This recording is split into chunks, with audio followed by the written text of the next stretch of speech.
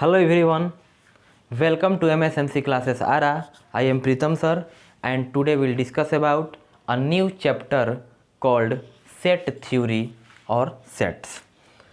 अब अगर आप अपना बुक पढ़िएगा तो उसमें लिखा होगा सेट्स.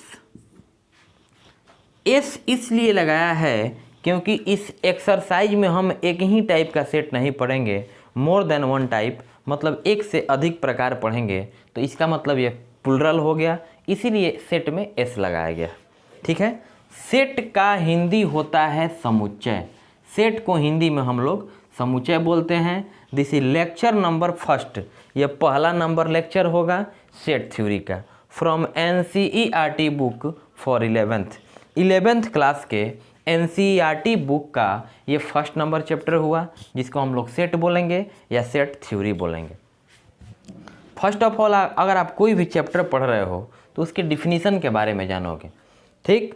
11th क्लास के स्टूडेंट के लिए एक छोटा सा रिक्वेस्ट होगा कि जब आप वीडियो देखें तो अपना पेन कॉपी साथ में ले करके देखें और उसका एक नोट्स तैयार करें, और जब क्लास ओपन हो या तो हमसे आ करके आप चेक करवाइए कि हम ये नोट्स तैयार किए हैं.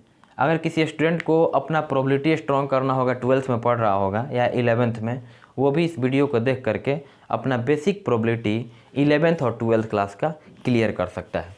मतलब ये सेट थ्योरी तो सेट के लिए इम्पोर्टेंट है ही.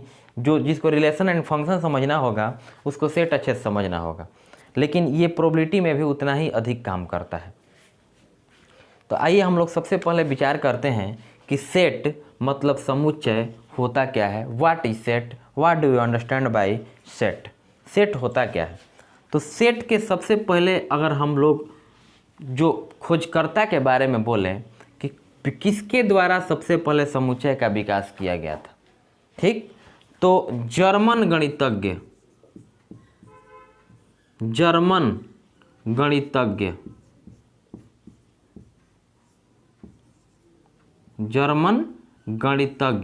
नाम था George canter.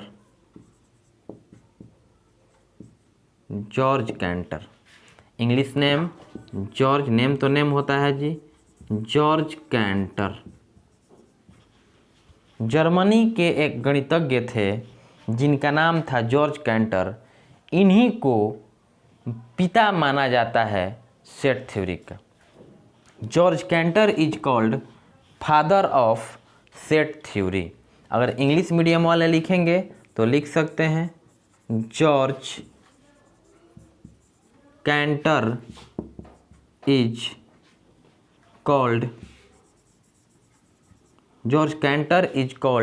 Father of set theory. George canter is called father of set theory. Hindi medium वाले लिखेंगे जॉर्ज कैंटर को समुच्चय का पिता कहा जाता है. जॉर्ज कैंटर को समुच्चय का पिता कहा जाता है, जो जर्मनी के निवासी थे.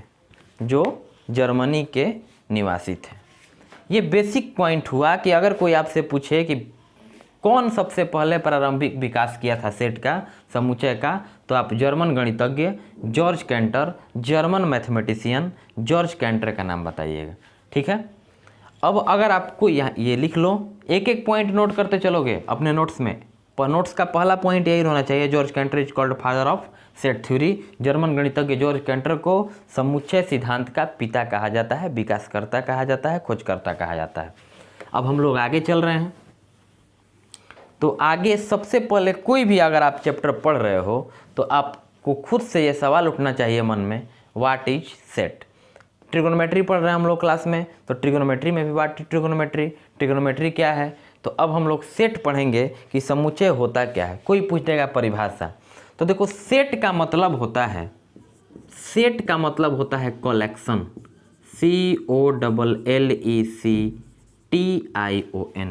COLLECTION. कलेक्शन का मतलब होता है संग्रह कहो या समूह कहो. सेट क्या होता है? कलेक्शन होता है। किसका किसका? ऑब्जेक्ट, एलिमेंट, मेंबर,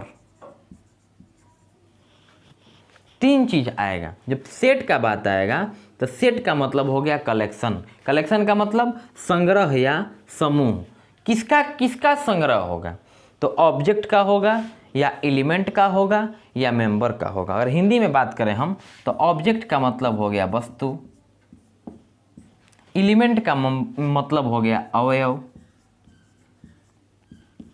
और मेंबर का मतलब हो गया सदस्य। तो समुच्चय जहां पर आएगा उसका मतलब कलेक्शन, उसका मतलब समूह। लेकिन कैसा समूह?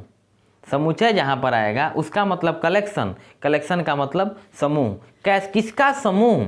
तो ऑब्जेक्ट का मतलब वस्तु का, एलिमेंट का मतलब अवयव का, मेंबर का या मतलब सदस्य का।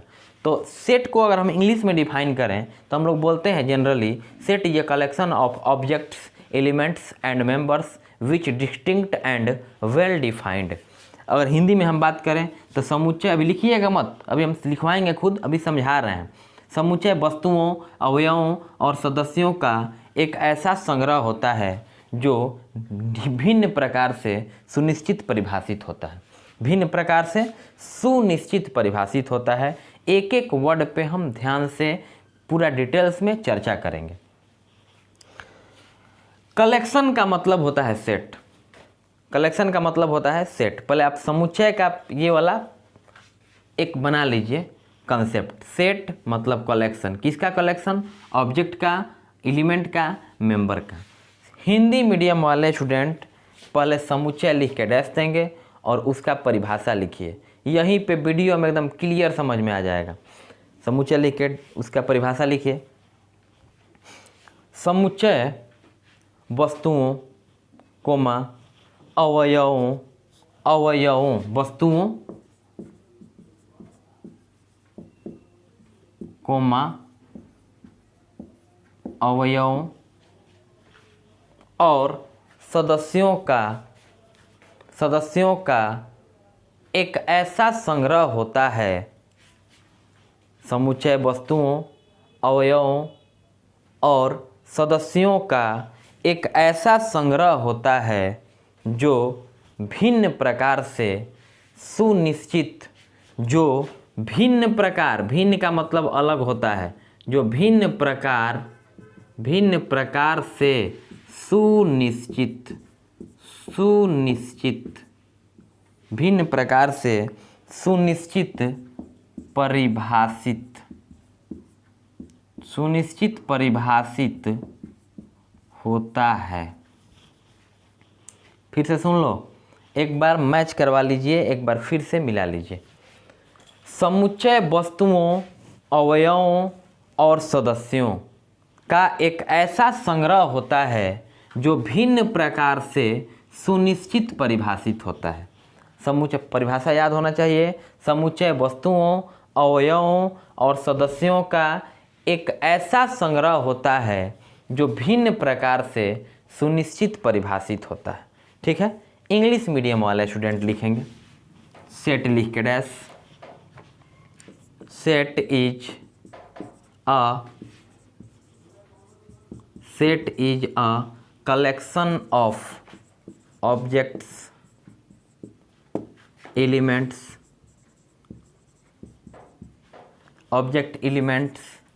एंड members which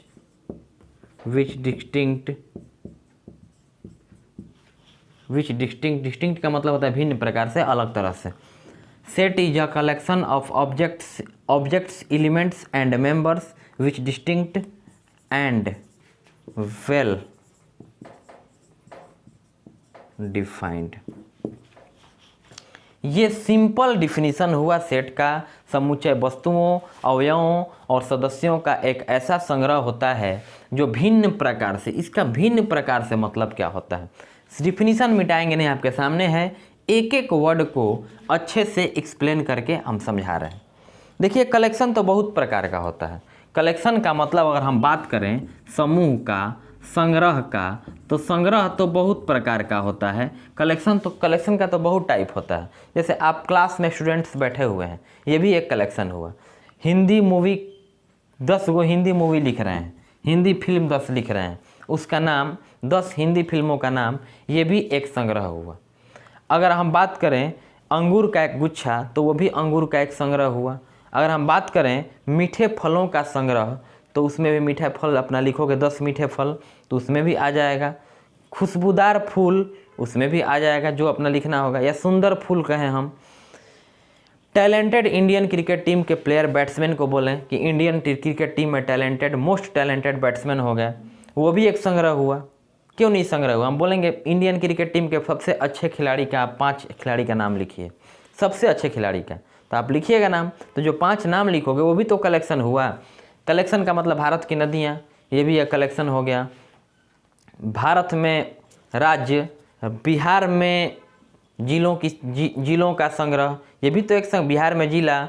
उसके बाद जिला, किसी कोई भी जिला, एक पार्टिकुलर जिला के बारे में कमेंट करेंगे, जैसे आपका भोजपुर जिला हो गया या रोहतास जिला हो गया, उस जिला में उपस्थित सारे गांव, तो वो भी एक संग्रह हुआ, वो भी एक संग्रह हुआ। लेकिन संग्रह हुआ, समूह हुआ, इसका मतलब जरूरी नहीं है कि वह समुच्चय हो जाएगा। गौर से सुनना बात को, हम क्या बोल रहे हैं।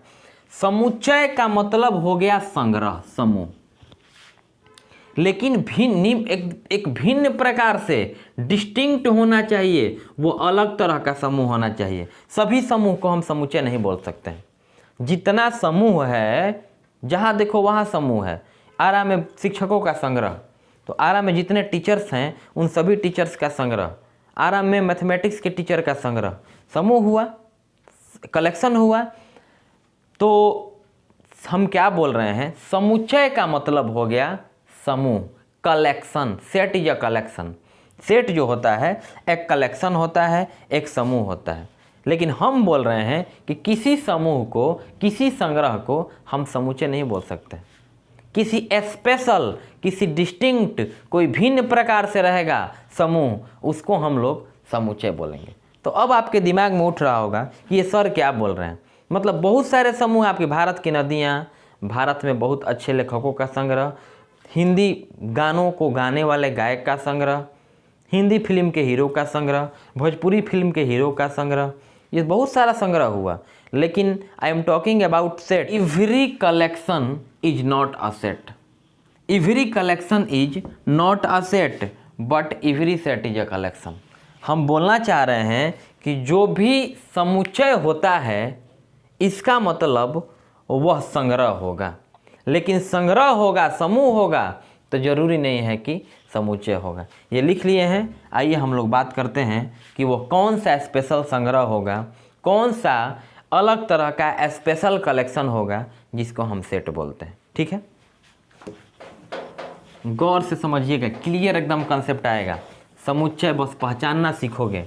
संग्रह हम क्या बोले, संग्रह, संग्रह क्या बन जाता है, संग्रह को हम क्या बोलते हैं, समुच्चय बोलते हैं। कलेक्शन, कलेक्शन को हम क्या बोलते हैं, सेट बोलते हैं। लेकिन कैसा कलेक्शन, तो स्पेशल कलेक्शन, स्पेशल होना चाहिए, एक अलग तरह का होना चाहिए। तो कैसा स्पेशल भाई, आइए बात करते हैं। कुछ एग्जाम्पल लिख रहे हैं हम, ठीक है, और इन एग्जाम्पल्स पे ध्यान दीजिएगा।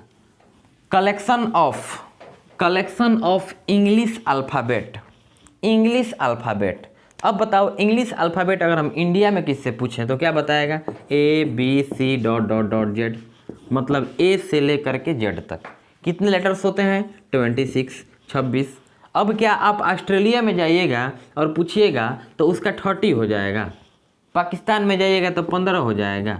नहीं, किसी भी वर्ल्ड के कंट्री में आप चले जाइए, A to Z 26 लेटर ही इंग्लिश अल्फ़ाबेट का बताएगा। अंग्रेजी वर्णमाला के 26 अक्षर होते हैं, इसका मतलब ये संग्रह हुआ। संग्रह का मतलब एक से अधिक। संग्रह जब हो गया, ये कलेक्शन हो गया, तो ये कलेक्शन तो स्पेशल हो गया।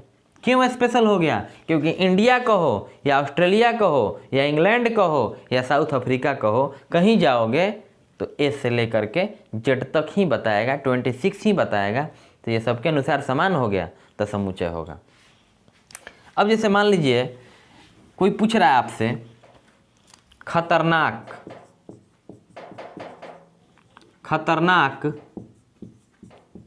जानवरों का संग्रह, कलेक्शन ऑफ डेंजरस एनिमल्स, खतरनाक जानवरों का संग्रह। अब खतरनाक मान लीजिए कहेगा कोई 10 खतरनाक जानवर का नाम लिखो। पहला कोई शेर लिखेगा। अब जो शेर को खाना देने जाता है वो थोड़ी ना शेर से डरता है, तो उस शेर को नहीं लिखेगा। कोई लोग देखो गांव में कोई लोग जो होते हैं, स्नेक जो होता है, सांप जो होता है, उस सांप को हाथ से उठाकर फेंक देते हैं। जो सपेरा है तो सांप से डर रहा है? नहीं डर रहा है, लेकिन वही आम लोग डर रहे हैं। तो उस सपेरा से बोला जाए 10 खतरनाक जानवर, तो वो सांप को नहीं लिखेगा, लेकिन हम लोग सांप को लिखेंगे। अब जैसे मान लीजिए बोला जाता है कि गाय को जनरली हम लोग अपने, अगर हम धर्म का बात करें, हिंदू धर्म का, तो उसको हम लोग काऊ को मदर का दर्जा देते हैं, माँ का दर्जा देते हैं। अब बताइए एक बच्चा है 4 साल का या 5 साल का, कुछ भी है, उसको एक गाय अपने सींग से उठा करके पटक दी है और उसी के चलते उसका कमर का हड्डी टूट गया है। अब बताइए क्या वो बच्चा को जब खतरनाक जानवर लिखना होगा तो काऊ गाय लिखेगा कि नहीं लिखेगा? किसी के लिए गाय खतरनाक है, किसी के लिए गाय खतरनाक नहीं है। तो कहने का मतलब किसी के लिए सांप खतरनाक है, किसी के लिए सांप खतरनाक नहीं है।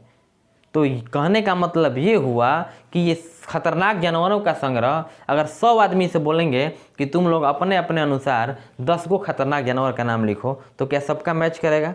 बिल्कुल नहीं करेगा, सबका अलग अलग होगा खतरनाक। तो इसीलिए वह ये समुच्चय नहीं हुआ। हम क्या बताएं, एक ऐसा संग्रह जो एक स्पेशल हो, अलग तरह से परिभाषित हो, डिस्टिंक्ट हो, सबके अनुसार समान हो, उसी को हम लोग समुच्चय बोलेंगे। ठीक है। अब हम एनसीईआरटी बुक के कुछ क्वेश्चंस को देखते हैं। 1 मिनट। ये हम लोग का एनसीईआरटी बुक है हिंदी मीडियम का। तो आइए हम लोग देखते हैं और आप लोग को होमवर्क देते हैं कि आप बना करके आप मतलब कॉपी में सॉल्व कर लीजिएगा।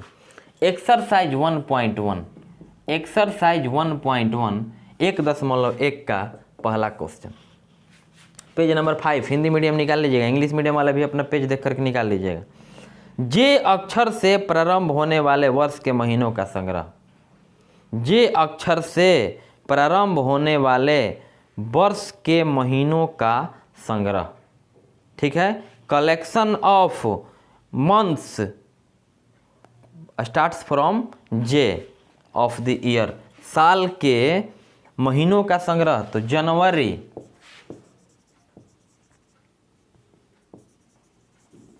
जून, जुलाई। अब बताओ हमारे अनुसार ये 3 हुआ, जनवरी, जून, जुलाई। अब आप लोगों के अनुसार कुछ अलग होगा तो बताओ। वर्ष का ऐसा महीना जो जे से स्टार्ट होता है। तो वर्ष में 12 महीना होते हैं, जनवरी, फरवरी, मार्च, अप्रैल, मई, जून, जुलाई, अगस्त, सितंबर, अक्टूबर, नवंबर, दिसंबर। तो क्या किसी में 12 में कौन कौन जे से स्टार्ट हो रहा है? तो जनवरी, जून, जुलाई। क्या आपके अनुसार अलग होगा? बिल्कुल नहीं होगा। क्या हम यही सवाल जा करके पूछें कि जे अक्षर से वर्ष में कितना महीना स्टार्ट होता है, पाकिस्तान में जाकर पूछेंगे, क्या कोई दूसरा बताएगा?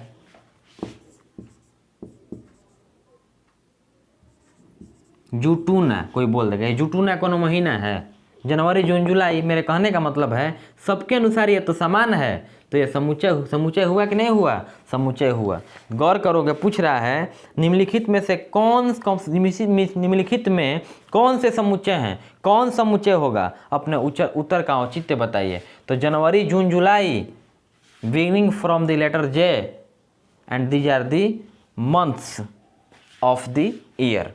यह साल के महीनों का नाम है, तो ये जे से स्टार्ट हो रहा है, सबके अनुसार समान होगा, तो लिखेंगे yes it is a set, यह एक समुच्चय है क्योंकि सबके अनुसार समान होगा। दूसरा कह रहा है भारत के 10 सबसे प्रतिभाशाली लेखकों का संग्रह, मोस्ट टैलेंटेड राइटर्स का नाम लिखना है। अब बताएं, प्रतिभाशाली लग गया मतलब सबसे अच्छा। अब अपने पापा से पूछो, वो अलग कॉपी पे लिखें और तुम अपने अलग कॉपी पे लिखो, हम अलग कॉपी पे लिखें, बाद में हम लोग सब मिलाएंगे तो क्या मैच करेगा? बिल्कुल नहीं करेगा। सबके अनुसार अपना अलग अलग टैलेंट। कोई फणीश्वर नाथ रेणु का नामे तक नहीं जानता है और कोई लिखेगा तो ये भी मोस्ट टैलेंटेड सबके अनुसार अलग अलग हुआ, तो मिलेगा? नहीं मिलेगा, तो दूसरा समुच्चय नहीं हुआ। गौर से समझोगे, 1.1 का पहला का दूसरा बोले हैं। तीसरा, विश्व के सर्वश्रेष्ठ 11 बल्लेबाजों का संग्रह। अब लो, सर्वश्रेष्ठ मतलब मोस्ट टैलेंटेड, प्रतिभाशाली, सबसे बढ़िया खेलने वाला। तो सबसे बढ़िया खेलने वाला कैसे हो सकता है? विश्व का लिखना है। कोई तो जो भारत के लड़का से पूछा जाएगा तो 10 गो भारत का लिख देगा, पाकिस्तान वाला से पूछा जाएगा 10 गो पाकिस्तानी का लिख देगा। अगर आप खुद 10 लड़का मिल करके अलग अलग लिखिएगा तो अंतर हो जाएगा। कोई धोनी का नाम लिखेगा, कोई नहीं लिखेगा, तो ये समुच्चय नहीं हुआ। क्यों? क्योंकि सबके अनुसार समान नहीं हुआ। आपकी कक्षा के सभी बालकों का संग्रह। अगर क्लास में 50 स्टूडेंट बैठे हैं तो कोई आएगा तो ये कहेगा ये 50 बैठा हुआ है, सीरियल वाइज से कहीं से नाम बोलेगा, तो ये समुच्चय हुआ। 100 से कम सभी प्राकृत संख्या। 100 से कम, 100 से कम मतलब 1, 2, 3, 4 ... 99 तक गिनती की संख्या को प्राकृत संख्या कहते हैं। 1 से लेकर के 99 तक प्राकृत संख्या हुआ। 100 भी हुआ, लेकिन प्रश्न का है 100 से छोटा। क्या अगर हम किसी से पूछें कि 100 से छोटा प्राकृत संख्या, तो कोई इसमें 101 लिखेगा? सबके अनुसार ये समान हुआ, तो ये समुच्चय है। मतलब पहला का ये पांचवा, natural numbers less than 100, collection of natural numbers less than 100, ये भी एक सेट हुआ। प्रेमचंद द्वारा लिखित उपन्यासों का संग्रह, ठीक है, collection of novels written by Munshi Premchand. तो क्या प्रेमचंद जितना लिखे हैं, जो अगर जानता होगा प्रेमचंद के बारे में, 50 मान लो कहानी लिखे हैं या उपन्यास लिखे हैं, तो कोई 85 का नाम लिखेगा? तो अलग अलग तो नाम लिखेगा नहीं। अब मान लीजिए प्रेमचंद जो कहानी नहीं लिखे उसको कैसे लिख सकता है? तो सबके अनुसार तो सेम हुआ, तो वो समुच्चय होगा। इसके बाद सभी सम पूर्णांकों का संग्रह। सम पूर्णांक का मतलब हो गया 0, बताएंगे 0 भी सम संख्या है, +-2, +-4, +-6, +-8, ये सबके अनुसार सम संख्या वो पूर्णांक वाला लिखेंगे, तो ये सबके अनुसार समान होगा, तो समुच्चय होगा। इस अध्याय में आने वाले प्रश्नों का संग्रह। इस एक्सरसाइज में कितने, मतलब एक्सरसाइज ही करो ना, एग्जाम्पल, एक्सरसाइज में कितने प्रश्न हैं? 6, तो कोई 6 ही ना बोलेगा, सबके अनुसार समान हुआ, तो ये समुच्चय हुआ। विश्व के सबसे अधिक खतरनाक जानवरों का संग्रह। हम बताए हैं खतरनाक जानवर सबके अनुसार समान नहीं हो सकते हैं, अलग अलग होंगे, लिखेंगे अगर तब, इसका मतलब ये सेट नहीं है। तो आप लोग इस तरह से, और जो एग्जाम्पल दिया हुआ है आप चेक करके बताइएगा। जैसे अंग्रेजी वर्णमाला का स्वर, अंग्रेजी वर्णमाला का स्वर आपसे हमसे पूछेगा कोई, तो हम तो लिखेंगे भाई AEIOU। क्या तुम क्या लिखोगे? Y लिख दोगे क्या? इसमें 5 ही ना लिखेगा, किसी से बोला जाएगा तो 5 ही लिखेगा। तो ये समूह हुआ क्योंकि 1 से अधिक है। कैसा समूह हुआ? जो स्पेशल है, सबके अनुसार समान है, तो ये समुच्चय हुआ। ठीक है। अब कहेगा अंग्रेजी वर्णमाला में सुंदर दिखने वाले अक्षरों का संग्रह। सुंदर दिखने वाले अक्षरों का संग्रह, तो कौन सुंदर दिखे? किसी को A अच्छा लगता है, किसी को O अच्छा लगेगा, किसी को U अच्छा लगेगा, किसी को T अच्छा लगेगा, किसी को Y अच्छा लगेगा, किसी को Z। अच्छा कैसे समझ सकते हैं? तो इसका मतलब ये समुच्चय नहीं है, लेकिन स्वर सबके अनुसार समान होगा। तो ऐसा संग्रह जो सबके अनुसार समान होता है, उस संग्रह को हम लोग समुच्चय कहते हैं। ठीक है। तो इसीलिए लिखवाए हैं, set is a collection of objects, elements and members which distinct and well defined. हमको लगता है आप समझ चुके हैं एक्सरसाइज 1.1 का जितना। जैसे आपसे कोई पूछेगा most beautiful actress of Bollywood, मतलब हिंदी सिनेमा में, मतलब ब्यूटीफुल का मतलब सुंदर हो गया, सुंदर एक्ट्रेस का मतलब हीरोइनों का संग्रह।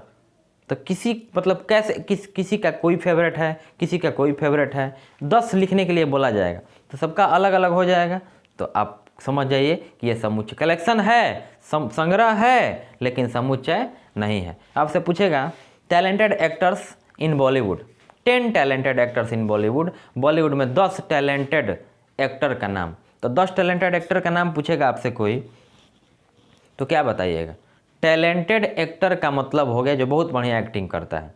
तो कि कोई पुराने लोग अमिताभ बच्चन का नाम रखेंगे, हम तो बिल्कुल नहीं रखेंगे। तो कहने का मतलब ये है कि सबका अपना अलग अलग फेवरेट होता है। तो अगर 10 हीरो का नाम लिखने के लिए बोलोगे, एक्टर का, अभिनेता का, तो 10 का नाम मैच नहीं करेगा। तुम लोग 5 लोग दोस्त मिल के लिखना अलग अलग, मैच नहीं करेगा। मतलब सबके अनुसार यह समान नहीं हो रहा है तो समुच्चय नहीं है। अगर लिखेंगे सबके अनुसार समान हो जाएगा, जैसे अंग्रेजी वर्णमाला के स्वर, तो A-E-I-O-U, अब कोई बच्चा है जो अलग लिखेगा नहीं, तो यह समुच्चय हुआ। तो वह संग्रह जो सबके अनुसार समान होता है वह समुच्चय होता है। ठीक है, आई होप यू अंडरस्टैंड। अगर वीडियो समझ में आया हो और लेक्चर क्लियर है तो फिर कृपया कमेंट करके बताइए। इसके बाद हम नेक्स्ट वीडियो इसका लेकर आएंगे। Thank you very much.